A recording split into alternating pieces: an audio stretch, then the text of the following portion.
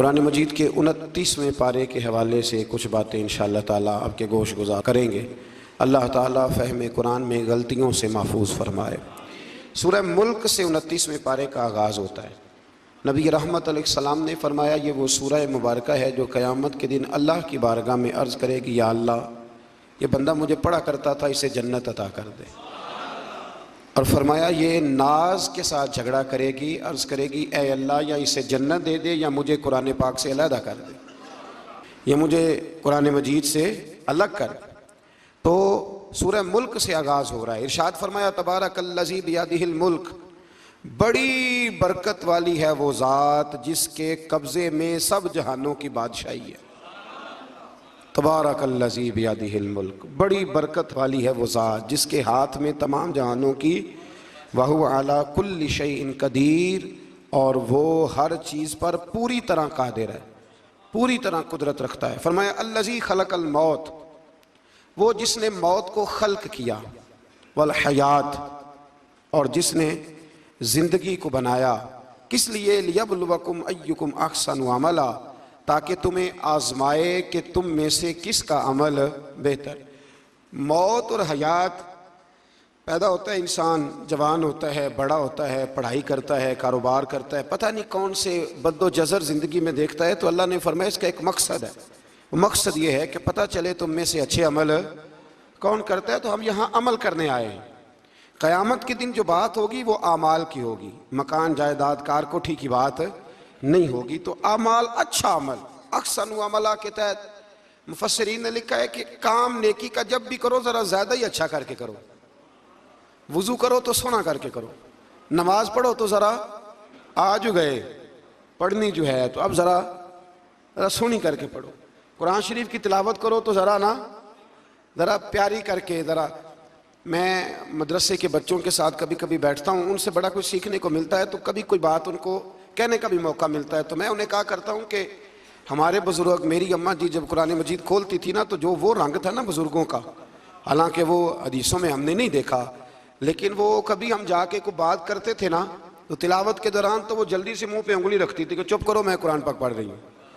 और फिर शनील का गुलाफ, और फिर उस गुलाफ को अलहदा चूमना, कुरान पाक को अलहदा चूमना, और फिर उसको रेल में रखना, और फिर कई करके। तो हम जो आज हैं, तो हम उस अमल को इतना अच्छा करके नहीं करते। बस ठीक है, हर वक्त हाथ में कुरान मजीद रहता है तो वो रवैया नहीं। तो काम करना है तो उसको क्या करें, अच्छा करके करें, ज़रा मज़ेदार करके करें। अमल करें तो ज़रा बेहतरीन अमल करें। लेकिन ना, नबी करीम ने ये नहीं फरमाया कि मैं तुम्हें अखलाक सिखाने आया हूँ, फरमाया मैं अखलाके आलिया की तकमील करने आया हूँ। यानी जो बड़ा इखलाक है ना, अहसन तरीन अमल, उसका मेरे नबी पाक ने दर्स इरशाद फरमाया है। उसका एक सहाबी ने पूछा, या रसूल अल्लाह सल्लल्लाहु अलैहि वसल्लम, बेहतरीन अमल कौन सा है, बेहतरीन अमल? तो हुजूर ने फरमाया, बेहतरीन अमल उस बंदे का है उम्र लंबी हो पर काम सारे अच्छे हों। यानी तू अहसन तरीके से ज़िंदगी गुजारे, अच्छे तरीके से तेरा वक्त गुजरे। तो अमल जब भी करे ना, देखे ना, सदका और खैरात करना है तो तंग आके भी तो करना ही है ना, और गरीब को 10 चक्कर घर में लगवा के भी तो करना ही है ना, उसको 6 दफ़ा डांट के भी तो करना ही है। तो करना है तो लिहाजा सही करके कर दो। मतलब वो घर में खातूने खाना ने कपड़ों के लिए पैसे मांग लिए, तो 1.5 घंटे के लेक्चर के बाद भी तो देने ही है ना। क्या ख्याल है आपका? तो अगर वक़्त पे दे दिए जाएं तो चलो मामला ज़रा, या तो ना दें, बात ख़त्म हो गई। तो अगर आपने 1.5 घंटे के शदीद एहतजाज के बाद भी देने ही हैं, तो फिर यह है कि अमल को अच्छा करके कर लें, ज़रा उसमें खूबसूरती रहती है। अल्लाह ताला समझने की तौफीक अता फरमाए। बड़े खूबसूरत मज़ामीन हैं इस सूरह मुबारक में। आयत नंबर 19 में अल्लाह ने फरमाया कि क्या उन्होंने अपने ऊपर कभी पर फैलाए और कभी पर समेटे हुए परिंदों को नहीं देखा? क्या तुमने कभी देखा नहीं, कुछ परिंदे ऊपर उड़ते हैं तो पर फैलाए होते हैं और कुछ ने पर समेटे होते हैं। तो फरमाया उनको फ़िज़ा में रहमान के अलावा कोई रोक नहीं सकता। सिर्फ एक रब रहमान है जिसने उन्हें फ़िज़ा में, यार जहाज़ आपने देखा है, उसे कौन रोकता है? आप यकीन करें, कभी उस पर बैठा बंदा गौर करने लग जाए ना मैं कहाँ हूँ, तो हो सकता है परेशान हो जाए। कौन रोक के रखता है उसे? तो फरमाया ये रब की कुदरत है, जहाँ चाहे जिसको चाहे वहीं खड़ा फरमा दे। ये अल्लाह तबारक व तआला की कुदरत है। आयत नंबर 20 में अल्लाह की मदद करने और रिज़्क अता करने का बयान है कि अल्लाह मदद भी करता है तुम्हारी और तुम्हें रिस्क भी अता करता है। आयत नंबर 23 में फरमाया कि अल्लाह वो है जिसने तुम्हें पैदा किया, तुम्हें सुनने, देखने और समझने की सलाहियतें अता की, मगर बंदे बड़े कम हैं, बड़े कम बंदे हैं जो अल्लाह की नेमतों का शुक्र अदा करते हैं। ये सोचने समझने की सलाहियत आपके ख्याल में छोटी नेमत है? बहुत बड़ी नेमत है। आप यकीन करें, बाद लोगों के पास सारा कुछ होता है लेकिन शऊर की दौलत नहीं होती। तो ये बहुत बड़ी नेमत है, इसका भी अल्लाह की बारगाह में शुक्र अदा किया करें। जब अल्लाह कोई अकल शऊर दे दे तो दूसरों को बेवकूफ़ समझने की बजाय ना उस नेमत पर अल्लाह का शुक्र अदा। आगे सूरह कलम है। इस सूरह मुबारका के अंदर अल्लाह तबारक व तआला ने ना कसमें इरशाद फरमाई और कसम खा के कहा कि महबूब आप कोई मजनून नहीं, आप कोई दीवाने नहीं, यकीनन आपके लिए ऐसा अजर है जो कभी ख़त्म नहीं होगा। और फिर फरमाया व इन्नका लअला खुलुकिन अज़ीम, महबूब जितने अजीम शान इखलाक थे ना उन सब का हमने आपको मालिक बना दिया है। ये अला लफ्ज़ इस्तिलाह है, कब्ज़े के माना में आता है अरबी में। फरमाया हमने आपको इखलाक आलिया का मालिक बना, जितने अच्छे अखलाक है उन सब का अल्लाह ने नबी पाक को मालिक। और सब मुफस्सिरीन ने बड़ा कुछ लिखा, पर बरेली के इमाम ने एक जुमला लिखा तो बड़ा ही शानदार लिखा। आला हज़रत फरमाने लगे कि अखलाक ये नहीं कि जो काम अच्छा था वो नबी करीम ने किया है, बल्कि फरमाते हैं जिस जिसको हुजूर ने कर दिया वो अच्छा हो गया, जिस जिसको हुजूर ने कर दिया वो अच्छा। फरमाते रसूल करीम का मुस्कुराना भी अच्छा ही है और कभी दीन की मुखालिफों पर नाराज़ होना भी अच्छा ही है। नबी पाक अलैहिस्सलाम का बदर में तलवार उठाना भी अच्छा है और रसूल करीम सल्लल्लाहु ताला अलैहि वसल्लम का फतह मक्का के दिन माफ़ कर देना भी, ये सारा कुछ ही अच्छा है। बस जिसको हुजूर जब करते गए वो अच्छा होता गया। और हज़रत आयशा सिद्दीक़ा रदी अल्लाह ताला अन्हा से जब किसी ने पूछा था कि बताइए नबी करीम अलैहिस्सलातु सलाम के अखलाक आलिया कैसे थे, तो हज़रत आयशा सिद्दीक़ा कहने लगी तुमने कुरान नहीं पढ़ा? सारे अखलाक जो कुरान में हैं वो सारा मेरे रसूल पाक का अखलाक ही है, वो सारा मेरे नबी करीम अलैहिस्सलाम का अखलाक ही है, वो सारा अखलाक है रसूल पाक सैयद आलम सल्लल्लाहु ताला अलैहि वसल्लम।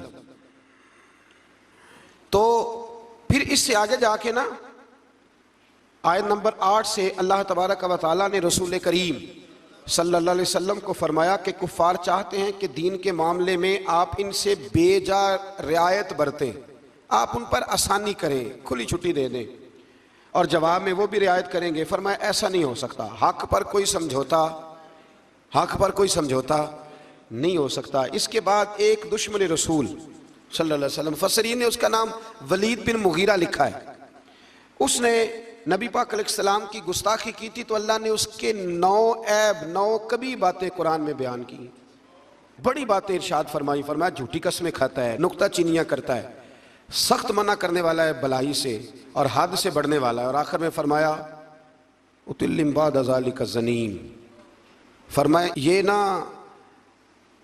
है ही बद असल, इसकी असल में ही मसला है। ये कितनी सख्त बात है, जब नबी करीम के बेअदब की बात होती है तो फिर बातें सख्त ही होती हैं। ये कुरान मजीद ने सख्त बातें फरमाया कि ये इसकी असल में ही मसला है महबूब। उसने एक बात की तो अल्लाह करीम ने 9 उसकी कभी औसाफ बयान फरमाए। इसलिए आला हज़रत ने कहा था दुश्मन अहमद पे शिद्दत कीजिए, दुश्मन अहमद पे शिद्दत कीजिए, मुल्हिदों से क्या मुरव्वत कीजिए, शिरक ठहरे जिसमें ताज़ीम हबीब, उस बुरे मजहब पे लानत कीजिए, उस बुरे मजहब पे लानत कीजिए। और जो ना भूला हम गरीबों को रजा, जिक्र उसका अपनी आदत कीजिए। आगे फिर सूरतुल हाका, इस सूरह मुबारका के शुरू में क़यामत के हक़ को यकीनी होने को बयान किया गया है। फिर कौम समूद और कौम आद और फ़िरौन पर नाजिल होने वाले आज़ाब का जिक्र है। ये सारे मज़ामीन पहले बयान हो चुके हैं ना जी, माशाअल्लाह तफसील से हम सुन चुके हैं। कौम आद, कौम समूद, इन सब के बारे में इस सूरह मुबारका में अल्लाह ने बयान फरमाया। इसी सूरह की आयत नंबर 19 से बताया कि क़यामत में जिसके नामा या माल उसके दाएं हाथ में दिया जाएगा ये उसके सुरखरू होने की अलामत होगी। जिसके सीधे हाथ में नामा या माल दिया जाएगा मतलब होगा कि कामयाब हो गया है। और वो इफ्तिखार के साथ लोगों से कहेगा, बड़े फ़ख्र के साथ कहेगा कि आओ मेरा नामा या माल पढ़ो। इसके बरअक्स जिसका नामा या माल उसके बाएं हाथ में दिया जाएगा ये उसकी रुसवाई की अलामत होगी, उसकी रुसवाई की अलामत होगी। और वो कहेगा काश मेरा नामा या माल दिया ही ना जाता और मौत के साथ ही मेरा किस्सा हमेशा के लिए ख़त्म हो चुका होता। जिसका भी नामा या माल सीधे हाथ में, हमारे बुजुर्ग फरमाते हैं कि सीधे हाथ से लेना देना हुजूर की सुन्नत है। कोशिश करें लें भी सीधे हाथ से, दें भी, खाएं भी सीधे हाथ से। फरमाते हैं आदत ही सीधे हाथ की बना लो, जब क़यामत में फरिश्ते नामा या माल देने लगे तो आदत ही सीधे हाथ की हो, आदत ही सीधे हाथ की हो, आदत। और सीधे हाथ से लें, सीधे हाथ से ही दें। क़यामत में जिसका नामा या माल सीधे हाथ में दिया जाएगा समझिए वो कामयाब हुआ। और जब जिस बच्चे की फर्स्ट पोजीशन आई होती है ना, वो रिजल्ट कार्ड सारे मोहल्ले को दिखाता है, और जो फेल हो जाता है वो अब्बा जी को भी नहीं दिखाता। वो कहते हैं कि वो अभी आया नहीं, मिला नहीं। क़यामत के दिन भी जो कामयाब होंगे ना, वो दुनिया को बताएंगे कि अल्लाह ने फजल कर दिया है, और जो नाकाम हो मुँह छुपाते फिरेंगे। अल्लाह हमें पर्दा पोशी अता फरमाए। फिर आगे सूरतुल मारिज है। इस सूरत के शुरू में ही अज़ाब क़यामत का एक बार फिर बयान है कि हशर का एक दिन 50,000 साल के बराबर होगा। आसमान पिघले हुए तांबे की तरह हो जाएगा और पहाड़ धनी हुई रंगीन ऊन की तरह हो जाएंगे, कोई किसी का पुरसाने हाल न होगा। उस वक़्त मुजरिम ये तमन्ना करेंगे कि बीवी भाई रिश्तेदार, बीवी भाई रिश्तेदार और तमाम अहले ज़मीन सबको अपना फिदिया दे के अपनी जान छुड़ा लें, सबको धोंस दे आग में, लेकिन अपनी जान छुड़ा लें। उस दिन इंसान का ये हाल होगा। ये जो कुछ लोग, मैंने पहले भी कहा था कि कुछ लोग ना मजाक उड़ाते हैं क़यामत के अजाब का, कब्र के अजाब का, ये बात दुरुस्त नहीं है। देखें ना कि अल्लाह ताला ने कुरान मजीद की वाज़े आयात में अजाब का जिक्र फरमाया है। क्यों फरमाया है? कि लोग उस अजाब से डरे, उससे बचने के लिए तैयारी करें, ये बयान फरमाया। अब यहाँ लोग मजाक उड़ाते हैं माज़ अल्लाह ताला, कहते हैं देखो जी फलां मौलाना कह रहे थे बुच्चू आएंगे तो ये होगा। खुदा के बंदो, मौलाना कौन होते हैं? मौलाना कौन होते हैं ये बात करने वाले? ये तो हदीसों में आई, कुरान मजीद की आयात में आई। आप मजाक नहीं उड़ाएं, बल्कि कोशिश करें कि अल्लाह तबारक व तआला हमें समझने की तौफीक अता फरमाए।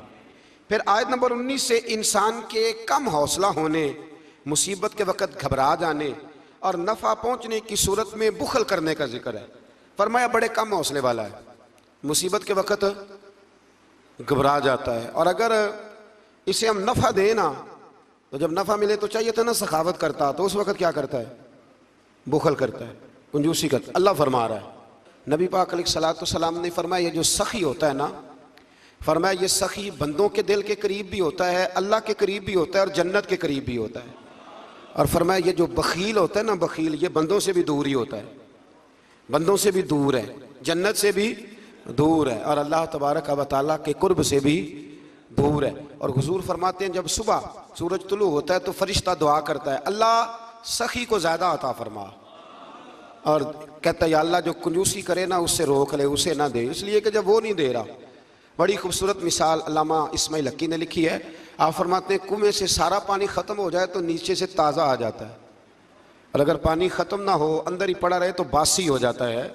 तो ऐसा होना चाहिए कि एक दफ़ा सारा पानी ख़त्म, मैं आपको सारा माल सदका करने को नहीं कह रहा, लेकिन हज़रत अबू बकर सिद्दीक ने कई दफ़ा ये काम किया। हिजरत की रात भी सारे पैसे ही ले गए, तबूक के दिन भी सारे पैसे खर्च कर दिए। हुजूर ने ऐलान किया तो सारे पैसे ही।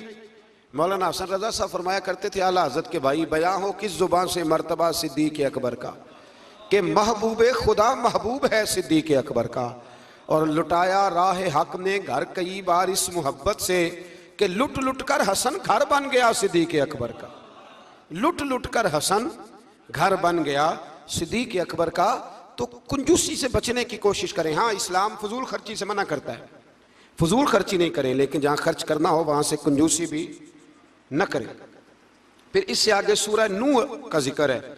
इस सूरह के शुरू में ही नूह अलैहिस्सलाम का अपनी कौम की तरफ मबूस होने पर कौम को अल्लाह की इबादत की दावत देने और गुनाह छोड़ने का जिक्र है। फिर हज़रत नूह अलैहिस्सलाम ने जो अपनी कौम के बारे में अल्लाह से फरियाद की, या अल्लाह जो नहीं मानते, फिर अजाब आया, तो उस सारी बात का अल्लाह ने सूरह नूह के अंदर जिक्र फरमाया। फिर आगे सूरतुल जिन्न है, सूरह जिन्न। मैंने आपको पिछले कुछ असबाक में भी बताया था कि जिन नबी करीम अलैहिस्सलाम के ग़ुलाम थे, हुजूर का कलमा पढ़ते थे। जिन्नात मुसलमान होते हैं, बिला वजह किसी को तंग नहीं करते। हमारे यहाँ जितना शोर है ना जिन्नात के आने का, इतने आते नहीं, इतना काला जादू होता नहीं जितना कि हम लोगों ने समझ लिया है। कुरान मजीद की आखिरी 2 सूरतें पढ़ें, अल्लाह अपनी रहमत फरमाने वाला है, अल्लाह करम नवाजी करने वाला है। इस सूरत में इस अमर का बयान हुआ है कि जिन्नात जो थे वो आलम बाला में खबरों की सन गन के लिए, खबरें तलाश करने के लिए जाया करते थे, मगर अब वो वक्त आ गया है कि आलम बाला में उनका दाखिला बंद कर दिया गया है। एक वक्त था कि जिन्नात खबरें सुनने गिनने के लिए चले जाते थे, अब उनका दाखिला वहाँ, अब वहाँ की खबरें बता सकते। यानी को बाबा जी अगर कह देना कि मुझे जिन ने बताया है कि तेरी इतनी रोज़ी है, इतनी बंद है, तब तू मर जाएगा, तो ये बात इसलिए दुरुस्त नहीं कि अब जिन्नों का वहाँ जाना वैसे ही बंद हो गया। तो अब बाबा जी तो आपको पता है ना, ये भी कह देते हैं अल्लाह माशाल्लाह कि वो चीज़ें पैसे मांगती हैं, यानी बड़ी बड़ी अजीब फ़लसफ़े के साथ ना वो चीज़ें पैसे मांगती हैं। तो मैंने कहा मतलब चीज़ों का पैसे मांगना तो समझ में नहीं आता, या फिर कोई ऐसी बात बता दी जाती है कि जिससे वो पैसे देने वाला माहौल बन जाता है। तो फरमाया अब इनका वहाँ जाना बंद है, और जो भी जाता है मुहाफिज उनका रास्ता रोक लेते हैं और आग के गोले उन पर बरसाए जाते हैं अगर आसमानों पर जाने की जिन कोशिश करें। जिन्नात ने मशवरा किया कि पूरे रूए ज़मीन का जायज़ा लेके देखें आखिर ये सारा मंजर क्यों तब्दील हो गया, तो ज़रूर कोई बड़ी तब्दीली आई है। हज़रत इब्ने अब्बास रज़ी अल्लाह तआला अन्हु ने बयान किया कि इनकी एक जमात मक्के की तरफ गई और वहाँ नबी पाक अलैहिस्सलाम अकाज़ के बाज़ार में अपने असहाब को सुबह की नमाज़ पढ़ा रहे थे। उन्होंने ये कुरान सुना और फिर जिन जाके दूसरों को कहने लगे कि ऐसा कुरान सुन के आए हैं कि जैसा कभी नहीं सुना। तो आओ फिर महबूब करीम की बारगाह में चलते, खुद भी मुसलमान हुए और अपनी कौम को भी इस्लाम की दावत दी। इसकी आयत नंबर 26 में अल्लाह तबारक व तआला ने फरमाया, ये सूरह जिन जो है ना, इसकी आयत नंबर 26, अल्लाह करीम ने इरशाद फरमाया, आलिमुल गैबी फला युज़हिरु अला गैबिही अहदा, फरमाया गैब का जानने वाला अपने गैब पर किसी को मुत्तले नहीं करता, गैब का जानने वाला आगाह नहीं करता अपने गैब पर किसी को भी। आगे फरमाया इल्ला मन इर्तदा मिर रसूल, लेकिन अपने रसूलों में से जिसको पसंद करता है इस काम के लिए चुन लेता है। किसी आम बंदे को गैब पर मुत्तले, ये आयत नंबर 26 मैंने कितनी दफ़ा याद कराई आपको। तो भाई अकायद जो होते हैं वो जब से हम कुरान मजीद पढ़ रहे हैं जगह जगह अकायद आए हैं अहले सुन्नत के, जगह जगह आए। तो आप समझे ना कि ये अकीदा जो होता है ये शेर से साबित नहीं होता, ये कुरान हदीस से साबित होता है। शेर तो एक ज़ौक़ का नाम है।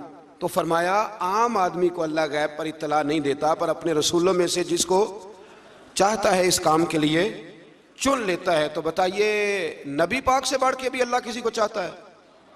हुजूर ने फरमाया खबरदार हो जाओ, उसने मुझे अपना महबूब बनाया है। आला व अना हबीबुल्लाह, खबरदार मैं अल्लाह का हबीब बन के आया हूँ। तो इल्मे गैब अल्लाह ने अपने रसूल को दिया और उसकी बरकत से नबी करीम अलैहिस्सलाम ने दीन का बहुत सारा काम किया।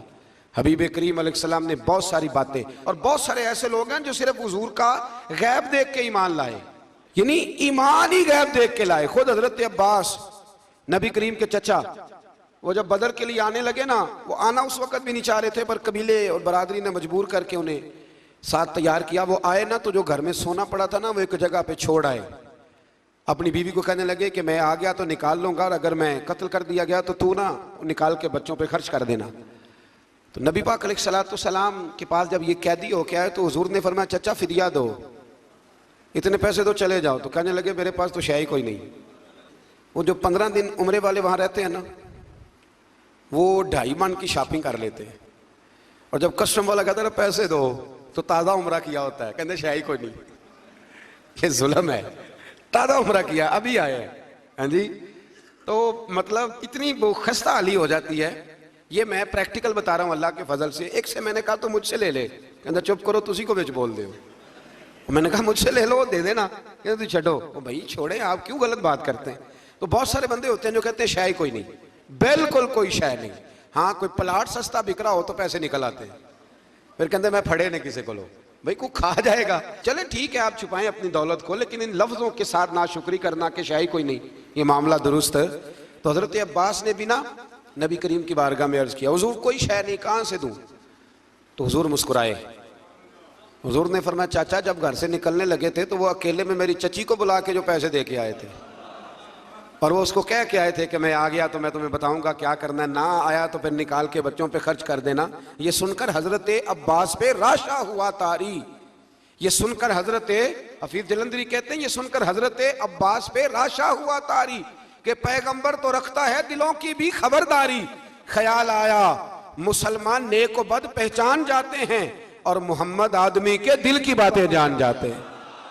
मोहम्मद आदमी के दिल की बातें जान जाते हैं। और कोई गैब तुमसे नेहा हो भला जब खुदा ही ना छुपा रहा, तुम पर करोड़ों दरूद व सलाम जब खुदा ही ना छुपा रहा। कितनी अजीब बात है। यहाँ भी लोग तराजू लेके बैठे हैं। इकबाल से किसी ने कहा कि दो उलमा की बहस है, कहता है हुजूर को गैब नहीं, दूसरा कहता है आओ चलें। तो इकबाल कहने लगे मुझे शर्म ना आएगी, मैं वहां चला जाऊं जहां लोग मेरे नबी का इल्म तोलने के लिए तराजू लेके बैठे हैं, हुजूर का इल्म तोल रहे हो। इकबाल कहने लगे मेरे नबी के तो गुलामों का इल्म नहीं तोला जा सकता, तुम हुजूर के इल्म की बात करते हो। ये थोड़ा सोच समझ के बात करनी चाहिए। और नसे कती है कुरान पाक की। एक दिन सजा लिया था मेरे नबी पाक ने मिंबर, फरमाया पूछ लो फिर जो पूछना है पूछो। तो हजरत उमर जैसे लोग उठ के खड़े हो गए, कहा या रसूलल्लाह हम अल्लाह के रब होने पे राजी हैं, आपके रसूल होने पे राजी हैं, इस्लाम के दीन होने पे हुजूर हम बड़े राजी हैं, हम बड़े राजी। इसलिए ये तो ऐसा मसला है कि इस मसले को देख देख के लोग मुसलमान हुए। तो हजरत अब्बास को जब हुजूर ने सारी बात बताई ना, तो हजरत अब्बास कहने लगे फिदिया मर्जी का ले लेना पर पहले मुझे कलमा पढ़ाओ। कहा क्यों? फरमाया मुझे समझ आ गई है, वो बात मेरे और मेरी बीवी के अलावा किसी को पता ही नहीं, अगर आपको पता चल गया तो यकीनन आपको कोई बताने वाला है, तो वो जो आपको बताने वाला है ना वही रब्बुल आलमीन है। तो हुजूर का तो गैब देख के दुनिया कलमा पड़ जाती थी।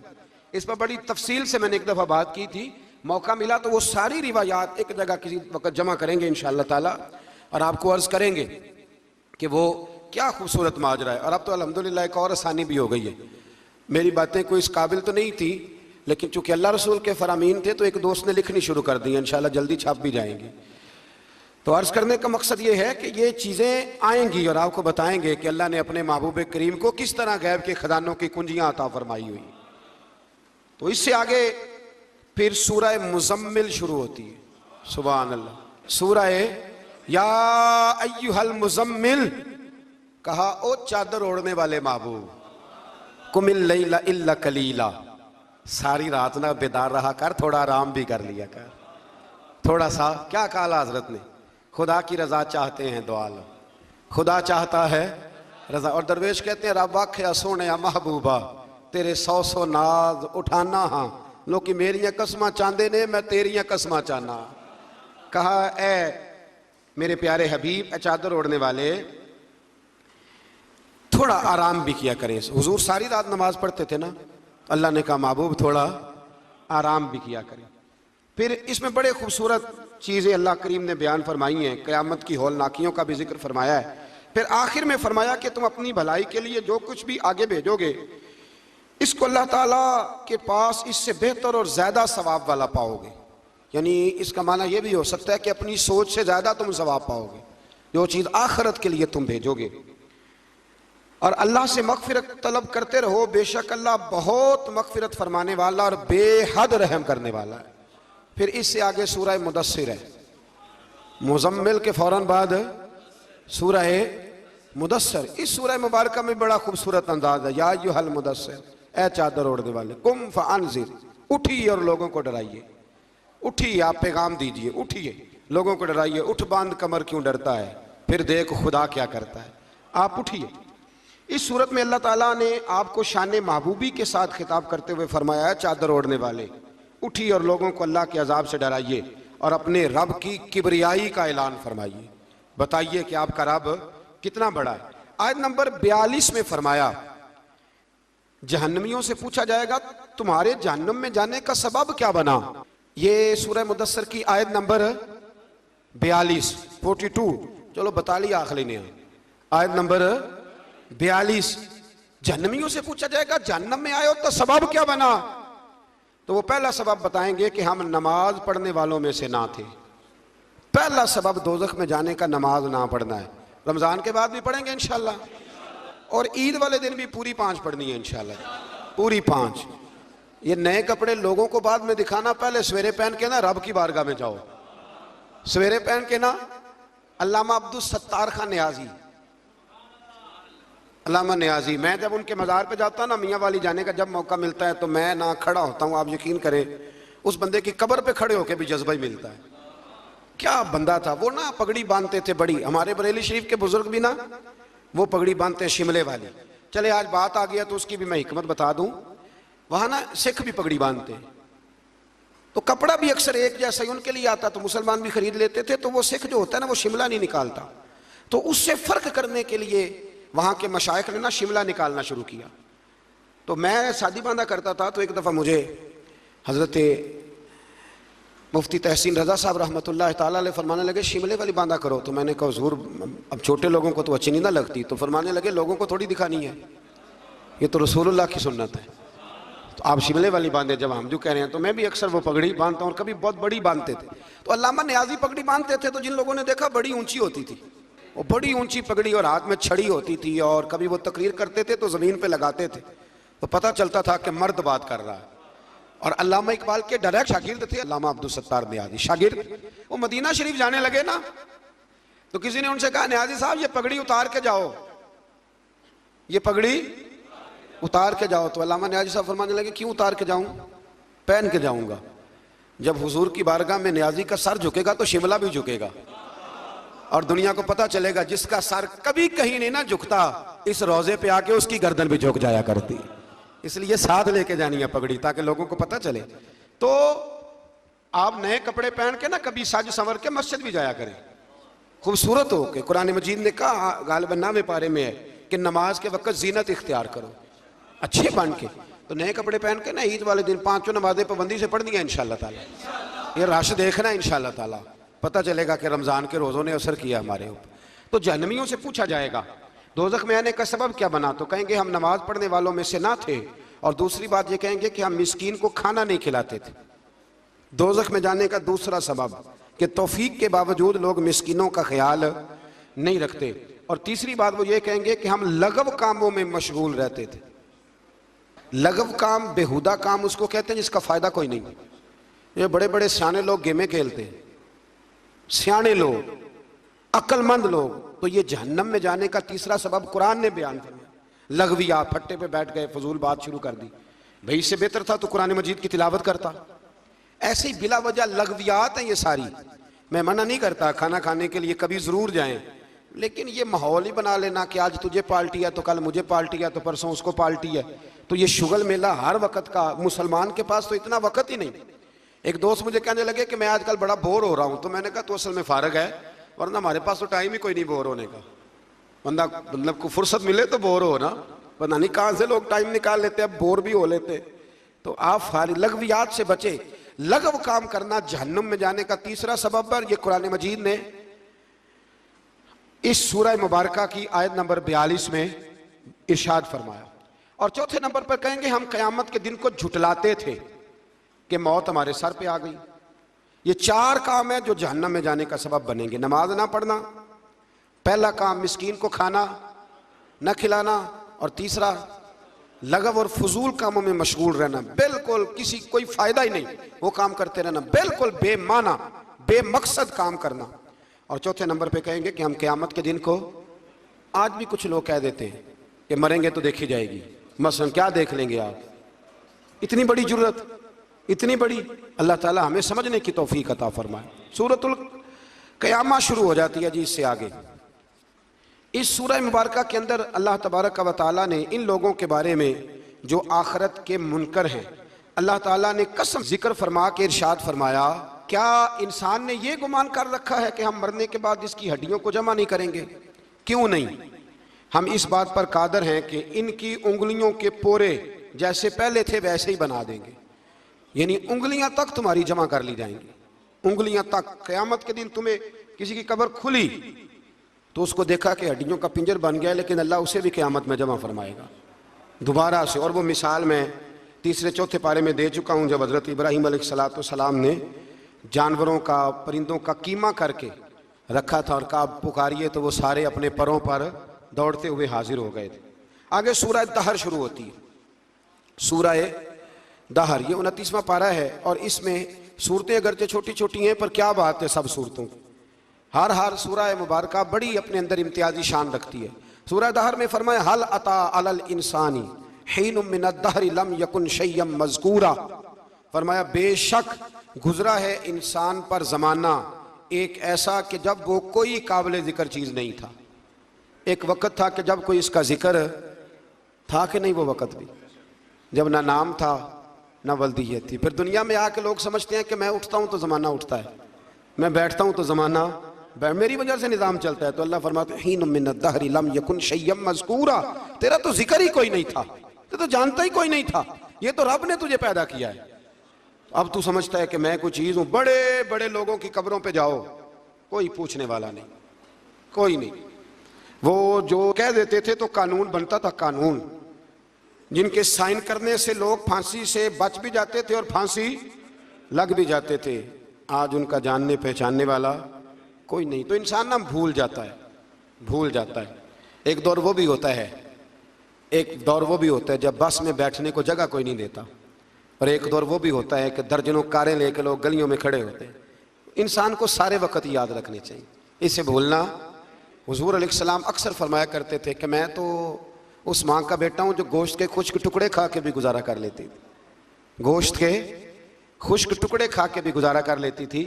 और हज़रत उमर फ़ारूक की ज़ुबान पर यह जुमला सारी उम्र रहा कि मैं ऊँट चराने वाले का बेटा हूँ, यानी सारी ज़िंदगी रहा। लोग भूल जाते, भूल जाते। महमूद गज़नवी ने अय्याज़ को बड़ा नवाजा।